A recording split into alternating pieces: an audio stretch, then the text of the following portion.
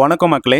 பத்திரிகையாளர்களுக்கு தரமான பதிலடி கொடுத்துருக்காங்க பிரேமலதா விஜயகாந்த். அப்படி என்ன பண்ணிருக்காங்கன்னு வாங்க பார்க்கலாம். பிரேமலதா விஜயகாந்த் கிட்ட போயிட்டு விஜயை பத்தி சொல்லுங்க, இது மாதிரி ரேம்பேக்ல போறப்போ பவுன்சரால தள்ளி விட்ட பையன் வந்து கேஸ் கொடுத்துருக்கான் அப்படின்னு கேட்டிருக்காங்க.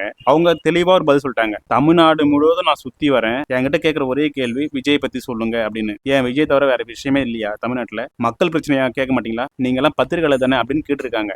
நிஜமா தரமான செருப்படி இதுதான். தேவையில்லாத ஒரு விஷயத்த போட்டு பேசி பேசி அதை கான்ட்ரோஸ் ஆகுதான் இந்த பத்திரிகையாளர் ஒரு வேலையா போச்சு. மக்கள் பிரச்சனை பத்தி பேச மாட்டாங்க. நீ தமிழ்நாட்டுல ஒரு ஆட்சி நடக்குது, அந்த ஆட்சியில என்ன அவல நிலை நடக்குது அதை எடுத்து பேச மாட்டாங்க பத்திரிகையாளர்கள். விஜய் நடந்த மாநாட்டை இன்னும் ஒரு வாரம் பேசிட்டே இருக்காங்க. ஆனா பிரேமலதா விஜயகாந்த் தெளிவா ஒரு பதில் சொன்னாங்க. மக்கள் பிரச்சனை தான் என்கிட்ட பேசுங்க, விஜய் பத்தி கேட்கற மாதிரி தான் என்கிட்ட பேசாதீங்க. நிஜமா உண்மையான விஷயம் தானே.